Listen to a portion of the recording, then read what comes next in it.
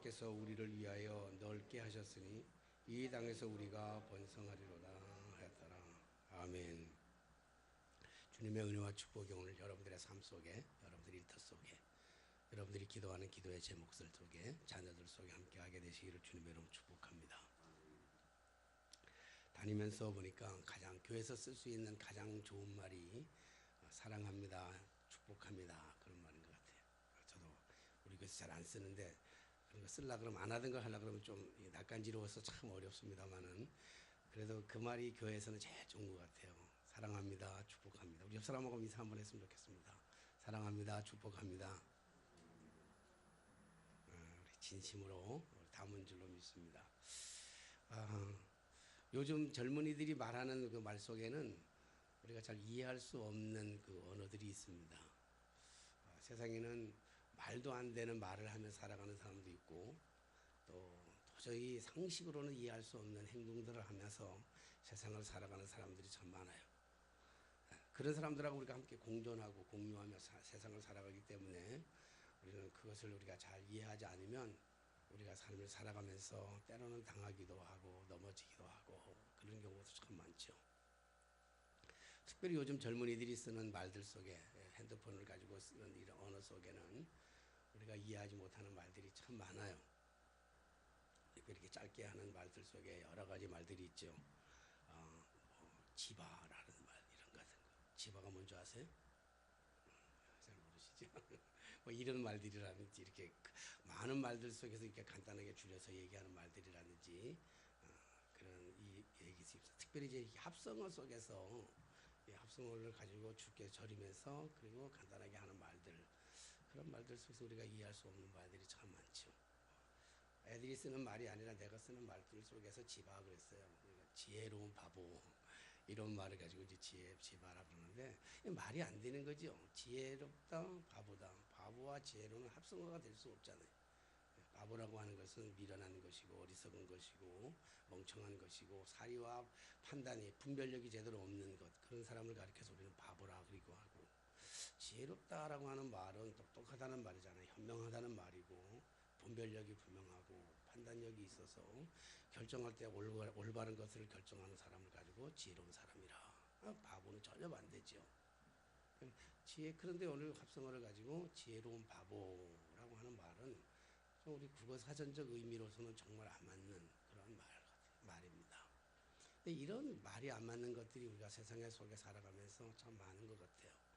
일전에 여러분들에게 우리 교인 한 분 우리 교회에 나오는 교인 얘기를 한번 한 적이 있습니다만은 다시 한번 우리가 그 말을 이렇게 의미 있게 한번 생각해 본다면, 여러분 많이 우리 너무 힘들어. 내가 사는 게 오늘 하루하루 살아가는 게 너무 고달프고 정말로 살기 어려워요. 그때는 너무 힘들다. 힘들어? 다른 한번 내가 그 다음마다 여러분들이 하면 돼요. 힘들어? 그 다음에 여러분들 하라니까. 배가 너무 고파요. 내가 배가 너무 고파요. 그래서 얘기하는 거예요. 나 배고파? 그 다음에 여러분들이 얘기해봐요. 뭐 배고파? 그 다음에 여러분들이 얘기하라고. 내가 배고파? 여러분들이 얘기해보라고. 배고파? 우리 둘이 내가 배가 너무 고프다니까. 나 잠이 너무 많이 와요. 잠이 와. 견딜 수 없을 만큼 잠이 와. 피곤해가지고 잠이 와. 그 다음에 하는 말 있잖아요. 우리 에? 그러면 말하니까 참 우리 교인들은 참 대단한 교인들이야. 그런 거 보면 그러니까 잠재적으로 우리가 여러분들이 제 설교를 오랫동안 들으면서 아닌 것 같은데도 여러분들 세뇌된 거 아세요? 여기 세뇌된 거 참 이게 좀 중요한 것 같아. 우리 지난번에 우리 교회 반주하던 우리 이주희 집사님 아들 그 이름이 뭐였지? 은결이가 우리 교회에서 늘 태어나면서부터 우리 교회에서 설교만 들었잖아요. 예배 시간에 여러분들 잘 못 봐서 모르지만 예배 시간에 엄마는 와서 반주하고 아버지하고 엄마하고 집에서 저 뒤에 맨 뒤에 앉아가지고 주보 접어가지고 비행기 막 날리고 그랬어요. 막 떠들고 얼마나 더 설교하는 사람보다 더 떠들고 그랬어요. 그 엄마가 막 미칠라 그래. 엄마는 뭐 아주 전통적인 집안에서 장로교집에서 신앙생활 잘했는데. 그러니까 엄마는 미치려고 그러는데 아버지는 떠드는 것보다는 비행기 날리는 게 나을 것 같고 달리는 게 좋을 것 같고 그랬다고. 그러니까 엄마는 막 미치려고 그랬어. 나 그러지 말아라. 괜찮다. 정말 괜찮다. 나는 정말 괜찮아. 나는 아이가 떠드는 것보다 더 신경 쓰이는 게 엄마가 걔 조용히 시키라고 막 이러는 게 더 신경이 쓰이니까 그러지만 나도 다 쟤 떠들고 비행기 날리고 장난쳐도 내가 설교하는 걸 다 듣는 거야. 그냥 염려하지 마세요. 그냥 놔두세요. 그랬어. 그랬더니 그 엄마는 너무 뭐 도저히 안 돼. 그래서 6살, 5살, 6살쯤 돼가지고는 도저히 우리 교회에 있는 것도 미안하기도 하고 여러 가지 이유 때문에 목사님 도저히 안 되겠습니다. 애 때문에 떠나야 되겠습니다. 할 수 없이 떠나라 그랬는데 다른 교회 가가지고 가자마자 성경 골든벨 해가지고 1등 했다는 거 아니에요. 집에서 가르쳐 주지도 않는데. 이 교회에서 늘 성경 얘기를 듣고 주일마다 와가지고 늘 성경 얘기 듣다 보니까 뭐 머리도 똑똑하기도 하지만 그래 다 들었던 거라고. 우리가 오랫동안 얘기를 들으면 이 세뇌가 돼가지고 당연히 나와야 되는 말인데도 여러분들이 전혀 아무도 안 나오는 게 난 이해가 안 된단 말이에요. 그럼 배가 많이 고프면 보통 사람들이 그러잖아요. 배가 많이 고프면 나 배고파 죽겠네 그러잖아요. 피곤하면요. 피곤해 죽겠네 그러잖아요. 여러분들 전혀 동의를 안 하는 것 같아요. 변형들이. 왜 피곤한데 왜 피곤해 죽겠다고 그러나? 이게 안 따라오면요 설교하는데 굉장히 썰렁해지는 거 알아요? 설교하기가 되게 어려워져요. 이게 동의가 되고 뭐 이거 맞아줘야 되는데 나는 그런 거 아닌데 이러면 되게 어색해지는 거잖아요. 배고파 죽겠다 그러고 피곤하면 피곤해 죽겠다 그러고 미우면 정말 미워 죽겠다 그러고 그러잖아요. 보통 그러잖아요. 근데 보통 사람들이 그래요. 근데 안 봐요. 보통 사람들이 그렇게 하는데 예를 들어서 배가 많이 배고파 죽을 지경에 왔는데도 배고파 살겠네 하는 사람이 있냐고요. 거의 없잖아요. 말이 안 되는 거야. 이게 합성어가 안 되는 거야. 배고파 살겠네 이건 말이 안 되는 거죠. 근데 우리 교회에 나오는 수요일날 나오는 교인 중에 순복음교회 교인 중에 한 분이 그래요. 만날 때마다 그래요. 오늘 목사님 너무 피곤한데 살겠네요. 오직 있으면 아이가 자기 아들이 뇌가 다쳐가지고 뇌로 다쳐가지고 있는데 그 뇌에 다친 아들한테 간병하면서 얘기하다가 너무 피곤한데 피곤해 살겠네 그러니까 뇌를 다친 애가 초등학교 진행밖에 안 돼. 결혼했지만 초등학교 진행밖에 안 되는 그 아들이 하는 얘기 엄마 피곤하면 죽겠다 그래야지 어디 피곤하면 살겠다 그래요? 그 초등학교 다니는 애가 그렇게 얘기한단 말이에요. 세상에는 말이 안 되는 말을 하면서 살아가는 사람들이 참 많아요. 근데 말에는요. 이 말에는 언어에는 힘이 있어요. 언어에는 참 능력이 있다고요. 그래서 사람들은 말대로 되어진다 그러잖아요. 말이 씨가 돼서 말대로 되어진다 그러는데 그 말대로 되어지는 삶을 가만히 우리가 지켜보니까 이렇더라고요. 말대로 되어지는 게 아니라 말대로 되어지는데 말대로 되어지는 거는 말한 대로 살더라고요. 사람이. 내가 말한 대로 살아. 예를 들어서 배고파 죽겠네 그러면 죽겠다 하면 죽는 생각이 자꾸 나는 거란 말이에요. 근데 배고파 살겠네 그러면 살고 싶은 생각이 자꾸 드는 거예요. 피곤하다 죽겠네 그러면 자꾸 죽고 싶은 생각이 들죠. 피곤한데 자꾸 미워 죽겠네 그럼 자꾸 미워서 죽을 것만 같아 내가.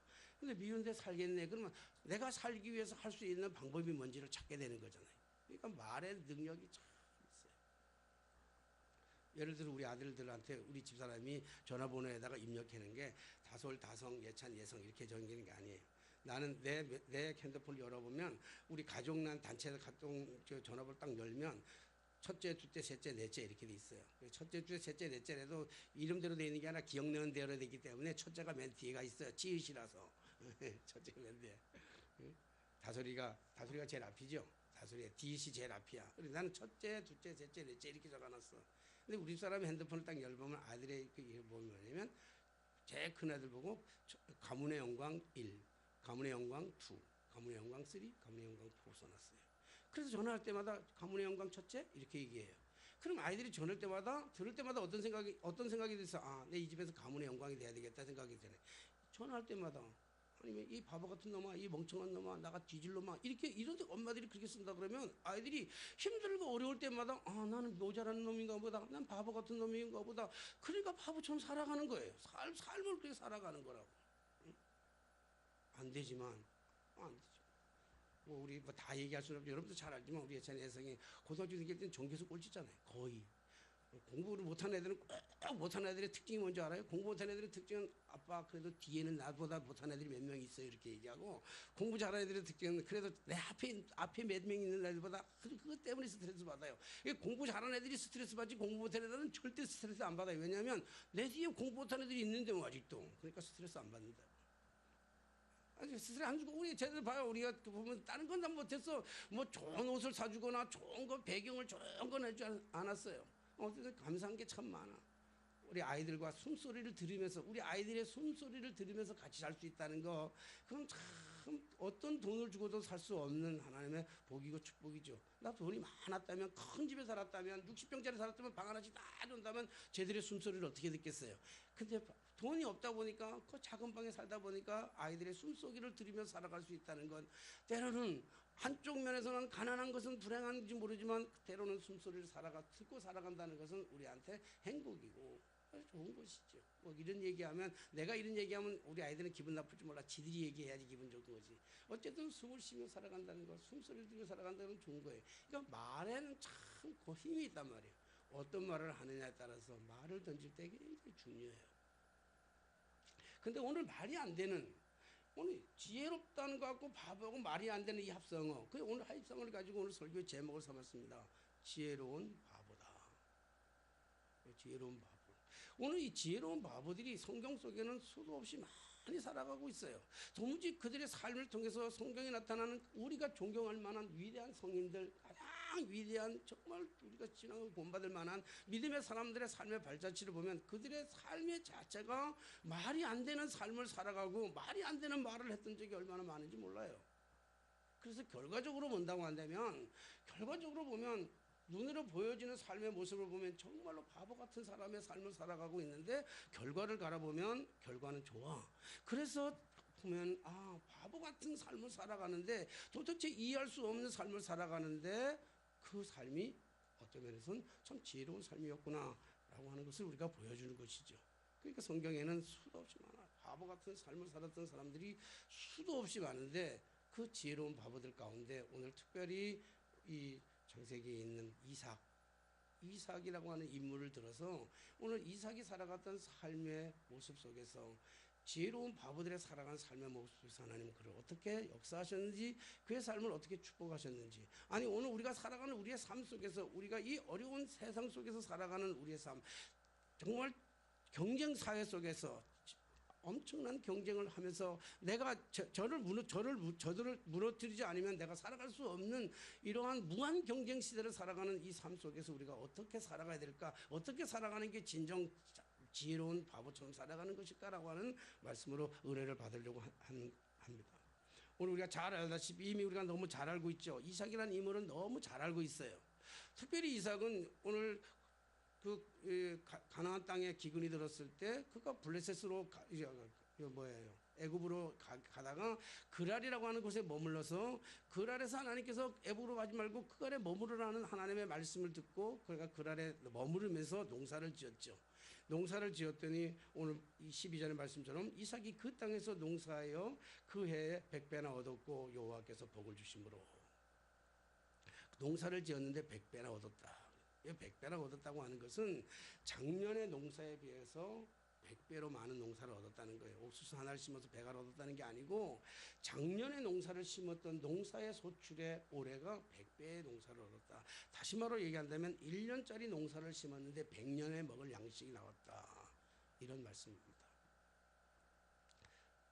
여러분들의 표정을 보니까 전혀 동의를 안 하는 것 같이, 전혀 믿을 수 없는 것 같은 눈총으로 이렇게 표정을 봐요. 그래도 우리 교인들은 표정을 그래서 좀 나아. 강화도 어느 교회 갔더니 진짜 표정이 굳어있고 아무리 물어봐도 대답도 안 하고, 근데 설교는 얼마나 집중해서 잘 듣는지 몰라. 여러분들이 보니까 동의하지 못하면 반응이 없을 수밖에 없죠. 한 해 농사를 지었는데 100년 먹을 양식, 한 해 농사를 지었는데 작년에 100배의 축복을 얻었다. 우리로서는 상상이 안 되는, 이해가 안 되는 그런 생각들입니다.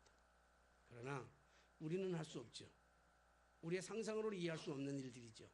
그러나 하나님이 하시면 능히 하실 줄 있는 줄로 믿습니다. 여러분, 시중에 나가면 뻥튀기 있어요. 뻥튀기. 강냉이 뻥튀기도 있지만요, 그런 강냉이 뻥튀기 말고 쌀알 한 10개, 10대에 개 이게 넣어가지고 기계에다 넣어가지고 꾹 눌렀다가 탁 뒤로 펑 하면서 이만한 허여무르기한 그 과자, 이렇게 이 없는 나이 드신 분들이 좋아하는, 우리 어머니가 너무너무 좋아하던 뻥튀기. 그 당시에는 왜 그것도 시큰 못 사드렸는지 몰라. 그 몇 푼 된다고. 이런 뻥튀기 있잖아요. 여러분, 쌀알 열대 달 이렇게 조금만 넣어가지고 이렇게 넣어가지고 막 튀기면 몇 배가 되겠습니까? 100배뿐만 안 되겠습니까? 1000배도 더 되지 않겠어요? 1000배도 넘게 나는 뻥튀기가. 여러분, 인간이 만든 하잘것없는 기계 속에 들어갔다가 그 기계 안에 집어넣고 튀기면 1000배도 더 나는 큰 뻥튀기가 나오는데, 하물며 하나님의 능력이 기계 속에 우리 인간이 들어갔다 나오면 하나님의 능력이 뻥튀기 기계만도 못하겠습니까? 하나님의 능력은 뻥튀기보다도 위대한 줄로 믿습니다. 그래서 우리가 능력이 있어서가 아니라, 이삭이 능력이 있어서가 아니라, 이삭이 하나님의 말씀대로 순종하고 머물렀더니, 거기에 머무르면, 그 안에 머무르면 죽을 수도 있어요. 위협을 당할 수도 있어요. 어떤 일이 벌어질지도 몰라요. 그럼에도 불구하고 하나님께서 머무르라고 하는 그 약속의 말씀 속에 들어가서 머무르고 하나님의 능력에 자신의 삶을 맡기니까, 당신이 생각했던, 이삭이 생각하지 못했던, 정말 감당하지 못했던 어마어마한 축복의 역사가, 100배의 결실이 맺어지는 축복의 역사가 나타나게 된 줄로 믿습니다. 사랑하신 성도 여러분, 우리가 삶을 살아가는 우리의 삶이 참 열악하고 힘든 과정들이 있어요. 그러나 우리가 우리의 환경을 바라보지 마시고 하나님의 능력 안에 내 삶을 맡기고, 하나님께서 나를 통해서 이루실 하나님의 놀라운 기적을 생각하고 기대하면서 살아가는 성도님들 되시기를 주님의 이름으로 축원합니다. 100배의 축복을 얻었다고 하는 것은, 농사 짓는 사람에게 100배의 축복을 얻었다는 것은 그만큼 좋은 일이기도 하지만 그만큼 물이 필요하죠. 물이라고 하는 건 절대적입니다. 물이라는 건 아주 농사 짓는 사람들한테는 절대적 필요한 거예요. 그런데 오늘 하나님께서 복을 주신, 여기 얘기하잖아요. 그의 100배를 얻은 것은 하나님께서 복을 주셨기 때문에 그래요. 여러분, 하나님이 복 주시고 작정하시면 빼앗아갈 자가 없어요. 누가 감히 하나님의 복을 주시는데 뺏어갈 자가 있겠어요? 그러니까 그 사람이 창대하고 왕성하여 마침내 거부가 되었더라. 하나님의 주시는 복으로 거부가 되었어요. 난 여러분들의 삶 속에, 여러분들의 일터 속에, 특별히 여러분들의 자녀들이 살아가는 삶의 그러한 모든 삶 속에 하나님의 이 놀라우신 은혜와 축복이 여러분들의 자녀 속에서 큰 거부들이 많이 나오게 되시기를 주님으로 축원합니다. 양과 소떼를 이루고 종이 심이 많음으로 그랬어요. 종이 있으면. 근데 참 이상해. 우리가 참 잘 살라 그러면요, 항상 우리를 시험하는 것들이 있어요. 좀 나는 한 멋지게 살아가려 그러면 항상. 왜 그런가 하면 이 세상에는 사단이 존재하기 때문에 그래요. 악한 마귀가 존재하기 때문에 그래요. 제가 감리교신학대학을 나왔잖아요. 뭐 여러분들 잘 아시다시피 냉천동에 있는 감리교신학대학을 나왔는데, 감리교신학대학이 우리나라 신학대학에서는 제일 좋았어요. 뭐 지금도 뭐 감신 애들은 제일 좋다고는 그러는데, 왜냐하면 우리 때 들어갈 때만 해도 감신이 전기였거든요. 다른 신학대학은 전부 다 후기였고 감신만 전기였어요. 그러니까 감신이 얼마나 좋은 학교였어요. 그리고 실제로 인정을 해줬어요. 장신대, 총신대 다 감리교 목사들 인정해줬다고요. 그래서 감리교 목사를 인정하기 때문에 감리교가 장로교 목사가 하면 과정을 안 밟고 그냥 가요. 그런데 장로교 목사가 감리교 목사가 되려면 과정을 밟아야 돼요. 지금도 그래요. 지금도 과정을 밟아야 들어와요. 감리교가 그렇게 좋은 거예요. 감리교 신학을 참 광범위해요. 우리가 공부하면서 제일 많이 공부했던 게 뭐냐면 다양성 속의 통일성이라는 거예요. 그러니까 감리교 신학은 이게 이렇게 넓어요. 감리교 신학은 많아. 그래서 해박한 지식을 가지고 있어. 그래서 여러분 조경철 교수 만나가지고 얘기해보면요, 그 머릿속에 교수니까, 또 감리교 교수니까 이 엄청난 해박한 지식을 가지고 있잖아요. 신학의 학문이 넓어. 하나님을 아는데 넓어 알아. 근데 약점이 하나 있는데 깊이가 없어요. 넓다 보니까 깊이가 없어요. 우물을 파는데 여기 파다가 안 나오면 저기 파다 안 나오고, 저기 파다는 사람은 좋은 우물을 못 파요. 근데 한 우물만 파야 거기서 진짜 생수가 쏟아 나오잖아요. 감리교 신학대학은 마치 이 우물도 알고 저 우물도 알고 많은 우물을 아는 것 같아. 이게 펼쳐졌어요. 근데 장로교 신학 같은 걸 만나서 얘기해 보면 그 사람들은 이게 펼쳐진 건 잘 몰라. 단순해. 깊이 알아요. 그래서 어쩌면 그래서 한 우물을 쫙 하기 때문에 장로교회가 처음부터 우리 한국교회에서는 부흥한지도 몰라요. 그러니까 그 얘기를 하려는 게 아니라, 감리교가 참 안타까운 거, 제가 정말 안타까운 건 뭐냐면, 이 이단으로 얘기하고 있는 사입이라고 얘기하는 유광수 목사, 다락방이라고 하는 유광수 목사의 그런 신앙이 있어요. 근데 그게 이제 각 교단에서 그가 이단이냐 아니냐 이런 걸 얘기해서 학교에서 이제 교수들이 이 사람이 하는 이게 이단이냐 아니냐를 막 정리했어요. 저는 그거 많이 알아요. 공부를 많이 해봤어요.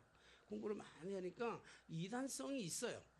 그 유광수 목사가 가지고 있는 이론 속에는 이단성이 있어요. 특히 교회론이 흔들려. 교회론이 성령론, 뭐 성령론, 신론, 뭐 구원론 이랬지만 그런 건 다 괜찮지만 교회론이 좀 힘들어요. 왜냐하면 교회는 유광수 교회만 와야 되는 거야. 그리고 일반 교회들은 다 전도도 안 하니까 다 죽은 교회가 이거 교회 취급도 안 하는 거예요. 이거 약간 문제가 있어. 그래서 가서 이렇게 들으면서 여기에는 이 교회로에 좀 문제가 있네 이렇게 얘기했어요. 그래서 다른 교단들이 다 이단으로 다 정죄를 했어요. 다른 교단이. 그래서 감리교 신학대학에 와가지고 감리교 신학대에서 얘기하는 건 뭐냐면 감리교 신학대에서 이단으로 정죄하는데 이단으로 정죄했던 내용을 보면서 깜짝 놀란 거예요. 깜짝 놀랐 제가. 뭐 제가 신학교 교수도 아니고 내가 뭐 이단 뭐 대책위원도 아니기 때문에 안타까운 마음이 있는데 그게 뭐냐면 감리교 신학대학에서 교수들이 여기는 이단이라 하는 규정된 내용 중에 하나가 뭐냐면 유광수는 마귀라는 얘기를 많이 쓴다는 거예요. 마귀라는 얘기를. 유광수의 설교 속에는 마귀를 많이 쓴다는 게 너무 마음이 아프더라고요. 저는. 다양성 속에 통일성이에요. 모든 것들을 인정해 주는 것 속에 통일성이에요. 모든 것을 인정해 주는 것이 예수 그리스도란 말이에요. 근데 여기 지금 얘기를 하는 것은 마귀를 많이 하니까 인정하지 못한다. 그 이단이라 다른 걸로 이단으로 정죄했으면 이해가 될 텐데 마귀를 많이 쓴다. 마귀를 많이 쓰니까 마귀론이 많다. 그래서 그 마귀론을 찬양하냐고. 유광수 목사가 마귀를 찬양합니다. 그런 게 아니라 마귀는 항상 우리 곁에서 언제나 우리를 넘어뜨리고 시험 들게 하고 그리고 이간질시키는 게 마귀다. 이런 존재를 얘기하는 거예요. 그러면 마귀를 많이 쓴다고 해서 이단이라고 한다면 그러면 성경에도 수없이 많은 마귀들이 나오잖아요. 사단이 마귀가 수없이 나오는데 그러면 성경에서 말하는 마귀를 얘기하면 이단인가요? 그럼 마귀를 보고 마귀라고 그러지. 아니 마귀를 보고 마귀라고 그러지. 마귀를 보고 뭐라 그러겠냐고. 마귀를 보고 마귀라고 그러는 거예요. 근데 감리교 신학대학에 학교 졸업할 때까지 거의 마귀에 대해서 들어본 적이 없어. 그럼 마귀를 알아야 마귀와 싸우지. 사단을 알아야 사단을 싸우지. 우리 가정을 넘어뜨리고 파괴하는 존재가 뭐냐고요. 돈이 아니에요. 우리의 가정에 부부가 갈등을 일으키는 부부와의 갈등을 일으키고 부부간의 이혼을 만드는 이유는요. 성격 차이가 아니에요. 사람들이 자꾸 성격 차이라고 그래. 성격 차이기 때문에 못하는데 아니에요. 성격 차이가 아니에요. 죄송하지만 성격 차이가 우리 집 사람하고 나하고는요. 성격이 너무 달라요. 너무 달라. 달라도 너무 다르고 꿈과 소망이 너무 다르고 우리 사람은 저를 따라올래야 따라올 수가 없어. 아브라함은 너무 앞서가고 사라는 뒤에 갔다는 것처럼요. 도무지 안 돼. 성격적으로는 취향이 너무 달라. 취향이. 우리 알다시피 우리 애들도 보면 알아요. 그래서 말싸움도 하고 다투기도 해요. 많이 다투기도 해요. 왜냐하면 취향이 다르고 성격이 다르고 생각이 다르고 다 달라요. 성격 진짜 많이 다르죠. 여러분 봐도 알잖아요. 성격 정말 달라요. 이 사람 소리가 얹지 않쳐요. 내가 소리치는 거. 내가 소리를 많이 치고 다혈질적이고 달라. 근데 어떻게 살아요 지금까지 35년 동안 34년 동안 어떻게 살겠어요. 그리고 앞으로도 이혼할 생각이 없어요. 앞으로도 성격을 합쳐서 가는 게 아니라 앞으로 성격이 틀려도 이혼할 생각이 없어요.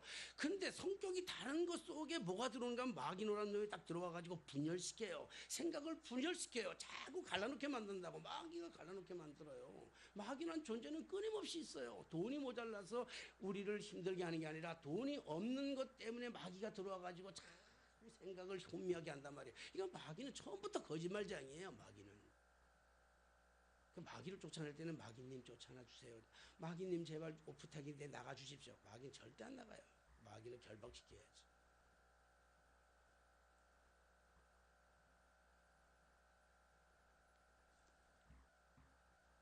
그리고 이상하게 신앙의 본질을 얘기해 버렸어요. 자, 오늘 그래서 자 우물을 팠어요. 블레셋 사람. 그러니까 그게 뭐냐면. 거부가 되고 나서 잘 살게 되니까 시기하는 사람들이 나타났다고. 블레셋 사람들이 시기하러 나타났어요. 블레셋 사람들이 시기하러 나타나가지고 그 주변에 살던 사람들이 뭐냐면 부자 100배의 축복을 얻었고 거부가 되고 나니까 시샘을 일으키는 거야. 시샘. 여러분 사람이 시샘을 하는 게 아니야. 마귀가 사람이 들어가가지고 그 사람을 시샘하게 만드는 거예요. 그래서 우리가 정말로 갈 때는요. 우리 안에 있는 마귀를 결박시켜야 되는 거예요. 가정에 여러 가지 어려움이 있으면 남편이 막 나를 힘들게 그러면요. 남편 보고 이 마귀야 물러가라 그러면 맞아 죽어 그날은. 그러면 안 되고 남편 속에 있는 마귀야 물러갈 자 속으로. 우리 사람한테도 그랬어요. 우리 사람 다 막 힘들게 할 때 어느 날은 한번 나도 뭣도 모르고 마귀가 물러가라 그랬다가 얼마나 혼났는데 그래 나 마귀가 어떻게 하려고 근데 기도하면서 우리 집 사람을 혼미케 하는 우리 사람을 악하게 하는 권세 있는 예수 이름으로 명하노니 저 김유수 속에 있는 마귀는 떠나갈지어다. 뭐 마귀가 생각이 들어가니까 우리 다 유다가 마귀가 아니라 유다 속에 마귀의 생각이 들어가니까 유다가 되니까 예수님을 바라버린 거잖아요. 사람은 다 괜찮은 사람이야. 우리 다 괜찮은 사람들이라고 다. 옆에 알다시피 옆에 있는 사람들이 다 괜찮은 사람이야. 근데 다 괜찮은 사람인데도 불구하고 마귀가 우리 들어가서 이간질 시키면 너 그런 줄 몰랐는데 이렇게 되잖아요. 마귀는 엄청 장난이에요. 우리 마귀 블레셋 사람들을 시기해 가지고 뭘 하냐면 우물을 빼앗잖아요. 우물을 메우고 우물을 빼앗어요. 우물을 보니까 자, 우물을 처음에 뺏기잖아요. 그러니까 그가 그곳에서 떠나 있을 수가 없어. 더 이상 그곳에 있을 수가 없으니까 그것을 떠나가지고 그랄 골짜기에 들어가요. 골짜기로 들어가가지고 거기서 거류하면서 그가 다시 우물을 파요. 18절에 보니까 그 아버지 아브라함 때 봤던 우물들을 다시 봤으니 이는 아브라함이 죽은 후에 블레셋 사람들이 그 우물문을 메웠습니다. 이삭이 그 우물들의 이름을 그 아버지 이름으로 불렀더라. 우물을 봤어요. 그래서 아버지의 이름대로 불렀어요.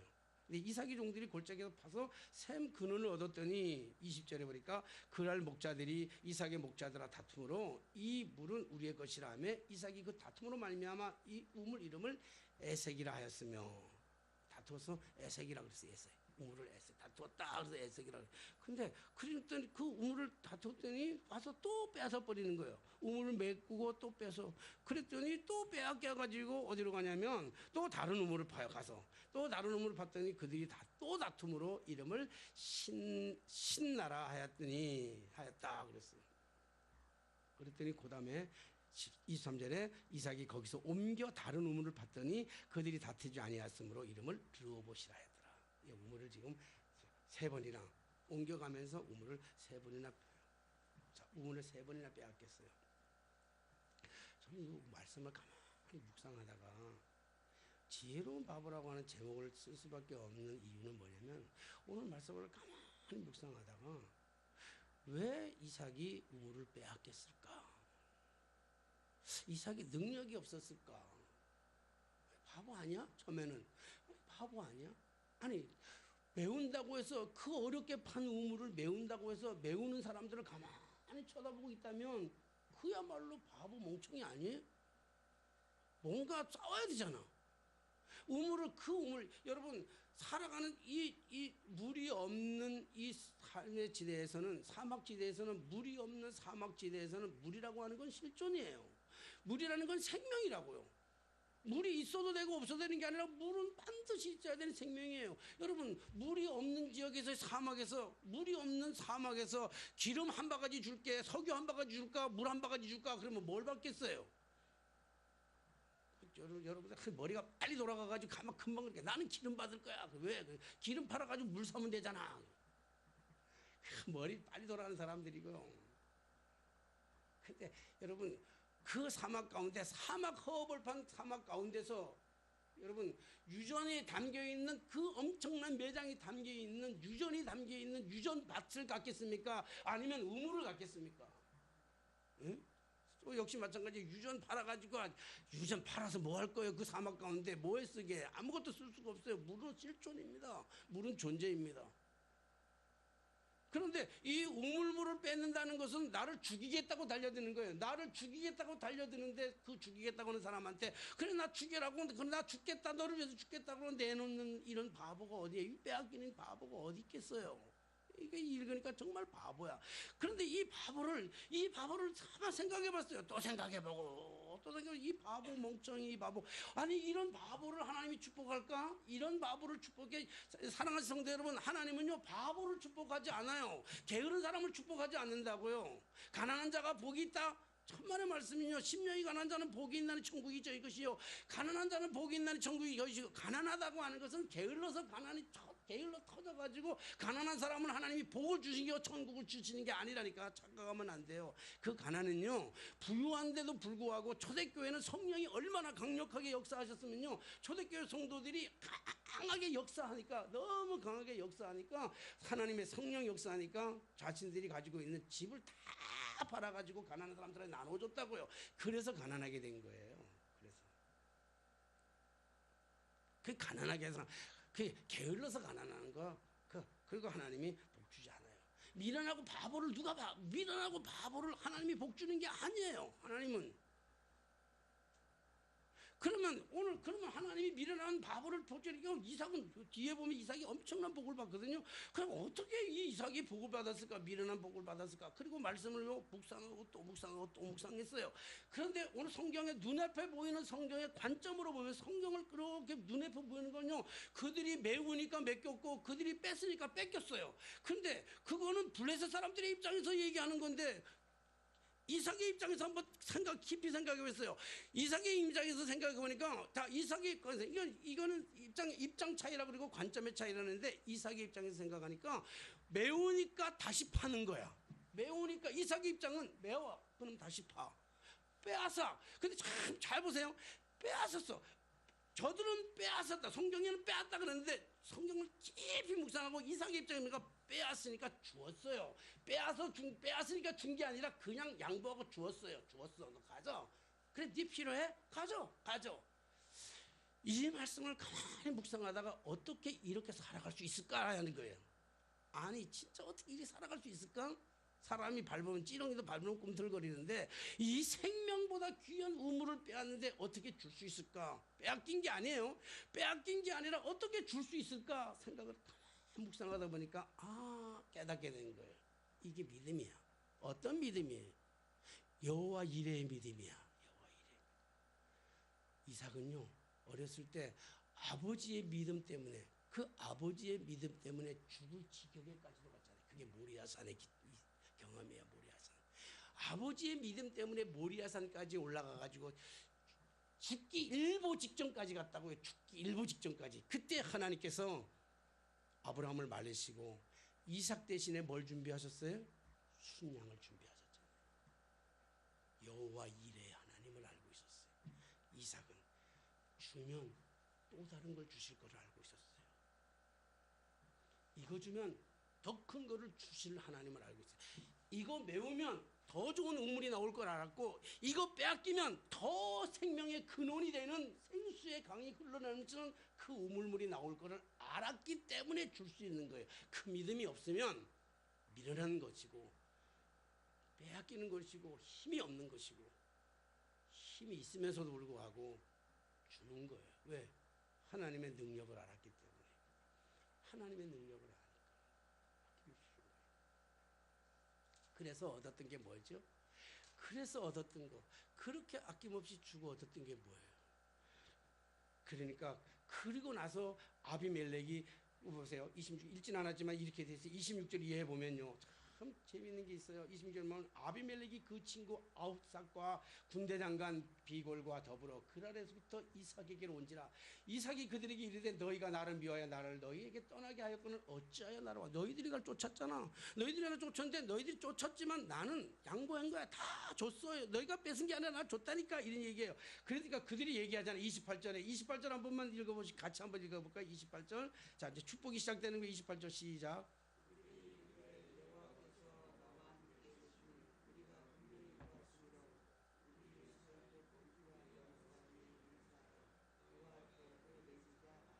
예, 하나님이 너와 함께하는 걸 봤다는 거예요. 하나님의 뜻대로 내가 쟁취하고 지키려고 몸부림친 게 아니라 그래 줬어. 뺐으니까 줬어. 필요해. 그럼 가져. 이게요. 하나님의 능력이 없다면 못하는 짓이에요. 하나님의 여호와의 이레를 모르면 절대로 못하는 짓이에요. 여호와의 이레를 모르고 그렇게 하면 바보예요. 그럼 싹 뺏겨요. 여러분 다 죽습니다. 여러분 이 현대 이 시대 무한 경쟁 시대에 뺏겠다고 달겨드는 놈한테 아무 생각도 없이 뺏겠다고 힘없다고 뺏겨와요. 다 하는 거죠. 저는 여러분 이런 얘기하면 좀 불편할 수 있어요. 왜냐하면 저 집 얘기하면 여러분 좀 불편할 수 있어요. 여러분들에게 뭘 도와달라는 한 뜻은 얘기 아니니까 절대로 오해하지 마세요. 지금 이제 오해를 하면서 이렇게 하면서 가만히 이사를 준비하면서 가만히 보니까 내가 서울시에서 뺏었더라고. 옥인 아파트를 서울시가 뺏었잖아요. 서울시가 뺏겨가지고 뺏겼으니까 그냥 뺏겨가지고 억울하다가 뺐으니까 그래 너 가져 임마. 그리고 줘버렸어. 그러니까 상암동에 가게 되더라고. 상암동에 살고 있는데 또 뺏는 거야. 이게 완전히 권력을 가지고 뺏는 거야. 뺏고니까 그래 너 가져 줬어. 그래 우리가 가는 곳이 어디냐면은 지금 이 행촌동에 반지하로 이사 오잖아요. 다 불편할까? 우리 애들 다 불편한데 나는 솔직한 얘기로 저는 우리 애들한테 미안하기도 하지만 저는 제 믿음 때문에 행복해요. 지금 기뻐요. 즐거워요. 우리 사람하고 그것 때문에 부딪혀요. 여보, 어떻게 반지하로 가면서 애들을 그렇게 불편하게 만들면서 당신 혼자 기뻐할 수 있냐는 거야. 여러분, 믿음이라고 하는 것은요, 환경 때문에 가는 게 아니야. 그래요. 환경을 가지고 기뻐하면 바보 천치열간이 쪼다 멍청이지요. 아니, 좋은 아파트 살다가 반지하로 가는데 그 환경을 가지고 기뻐하면서 하려는 그 미친놈이지. 여러분, 반지하로 가는 그 환경 때문에 기뻐하는 게 아니고, 잘 들으셔야 돼. 환경 때문에 기뻐하는 게 아니라 거기서 이루어질 하나님의 일하심의 기대 때문에 기뻐하는 거야. 어떤 일이 일어날지 몰라. 이사 아직 안 왔기 때문에 이사 오면 어떨지 몰라요. 이삭은 마찬가지야. 이삭은 우물을 빼앗기고 다른 우물 팔 때 우물이 나온다는 보장도 없어요. 맨 땅이야. 맨 땅임에도 불구하고 그는 여호와 이레를 경험했기 때문에 하나님이 함께 하심을 경험했기 때문에 저도 생길 거라고 믿었어요. 저는 이곳이 이 반지하가 절대로 우리에게 불행을 초래하고 상상을 초월하는 게 아니라 불행을 우리에게 주실 거라고 하는 게 아니라 이 과정을 통해서 하나님은 분명히 우리에게 더 큰 축복의 역사를 줄 거라고 하는 기대 때문에 행복한 거라니까. 기대 때문에. 사랑하시는 여러분, 하나님에 대한 기대를 가지시기 바랍니다. 하나님의 능력에 대한 기대를 가지시라고. 하나님은 오늘 우리의 삶이 오늘의 끝이 아니야. 내 삶에 이것이 끝이라면 너무 불행하지요. 내 인생에 오늘 저 반지하에서 내 인생이 끝났다 그런다면 너무 불행한 일이지만 우리의 인생은 진행형이에요. 끊임없는 진행형이에요. 어떻게 이루어질지 몰라. 이삭이 빼앗길 때는 너무 힘든 일이었지만 이삭은 빼앗긴 것이 아니라 죽어났더니 하나님께서 뭘 얻었어요? 아비멜렉과 여기 지금 뭐죠? 아비멜렉뿐만 아니라 그 모든 그 친구들을 얻었고 그 군대 장관들을 얻었을 뿐만 아니라 엘리에세 이거 뭐죠? 이 땅 단에서부터 부엘세바의 축복을 얻잖아요. 부엘세바는 축복의 땅입니다. 부엘세바는요 물이 넘치는 땅입니다. 이스라엘 땅에서 제일 좋은 땅이 부엘세바입니다. 부엘세바까지 얻는 하나님의 거룩한 축복. 양보했더니 주었더니. 사랑하신 여러분, 예수 그리스도가 이 땅에 오신 것은 우리 것을 빼앗기 위해서 온 게 아니에요. 당신의 것을 주시기 위해서 이 땅에 오신 거예요. 당신의 모든 것을 아낌없이 주시기 위해서 오시는데 그 주님이 오셨던 그것은 좋은 집이 아니에요. 화려한 집이 아니에요. 마국간의 짐승들의 밥통 위에서 주님이 태어났다고요.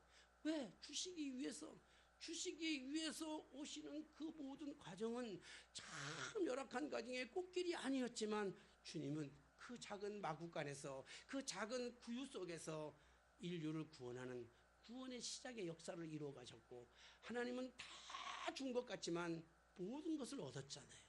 준 것이 아니라 다 얻었잖아요. 얻고자 하면 잃을 것이요 잃고자 하면 얻을 것이라. 오늘 바보처럼 아무런 지혜도 없이 빼앗긴 것이 아니라 여호와 이레의 하나님, 에베네셀의 하나님, 지금 여기까지 우리를 인도하신 하나님, 여호와 이레의 하나님, 하나님의 산에서 다 준비하고 계시는 그 하나님, 그 하나님을 아는 자만이 빼앗기는 것이 아니라 주면서 너그러운 삶을 살아가게 될 줄로 믿습니다. 여러분들의 삶 속에 때로는 이런 지혜로운 바보의 삶을 통해서 하나님께서 여러분들을 너무 기뻐하시고 그래서 하나님 너무 축복하시고 상상도 하지 못했던, 그래서 그곳에 갔더니 상상도 못했던 하나님의 어마어마한 축복이 기다리고 있고 예비하고 있는 이 엄청난 축복의 역사가 여러분의 삶을 통해서 반드시 경험되게 되시기를 주님의 이름으로 축원합니다. 기도하겠습니다. 가진 것 때문에 행복한 것이 아니라 구원해 주셨기 때문에 행복이고 내 능력이 강해서 자랑이 아니라 주님의 능력이 내 안에 있기에 자랑하는 줄로 믿습니다. 에베네셀의 하나님, 지금 여기까지 인도하신 하나님, 여호와 니시의 하나님, 승리하시는 하나님, 나의 삶을 통해서 이기게 하신 하나님, 여호와 이레의 하나님, 언제나 우리가 가는 곳마다 함께 하시고 필요한 곳마다 그곳에서 준비시키신 하나님, 그 하나님을 날마다 경험하면서 때로는 바보 같지만, 때로는 어리석은 사람 같지만, 때로는 미련한 사람 같지만, 내 생각, 내 방법, 내 지혜, 내 뜻대로 살아가는 것이 아니라 하나님 앞에 맡기고 살아갈 수 있는 저희들의 모든 삶이 되게 하여 주옵소서. 예수님의 이름으로 기도하옵나이다.